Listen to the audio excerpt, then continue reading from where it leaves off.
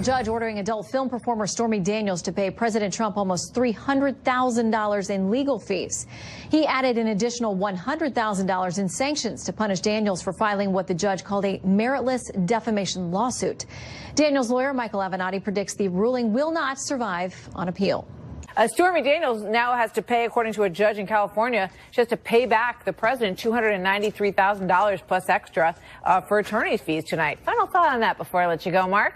Yeah, that's good news for President Trump. And look, this whole Stormy Daniels thing, it's like we had the Mueller probe was supposed to be about Russian collusion. Remember when Russian collusion was the issue? And now it's about porn star payoffs and the Trump Organization. Sounds familiar, and campaign doesn't it? finance violations. Guess what? I got news for you. Donald Trump is not going to be impeached because of porn star payoffs. It's not going to happen. And if Democrats try to do it, they're going to pay a terrible political price in the 2020 elections. To this day, Donald Trump claims that he did not have an affair with her.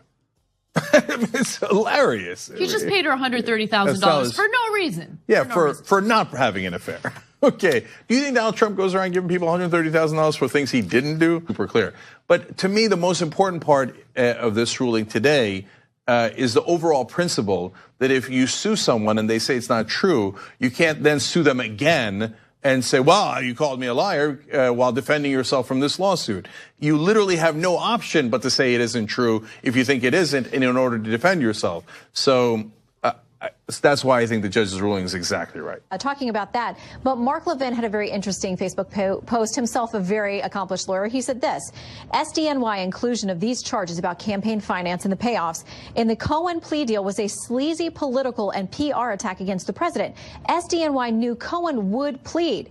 It therefore knew its absurd allegations would not be tested in any courtroom. If they were tested, SDNY would be hammered like a nail. They knew they couldn't charge a sitting president, thus they convict the president in the press. Richard? On SDNY. Here's my main take on it. We've heard the video recordings of Michael Cohen talking to the president about paying off Stormy Daniels and paying off Laura Miss McDougal. And in both of these cases, once again, I go back to the larger point of what's happened. What's the message we're sending to our children? Of what's happened? What's the message we're sending to our children?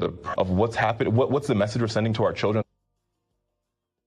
Of what's happened? What's the message we're sending to our children? The president of the United States is paying off porn stars and Playboy playmates. Hold it now.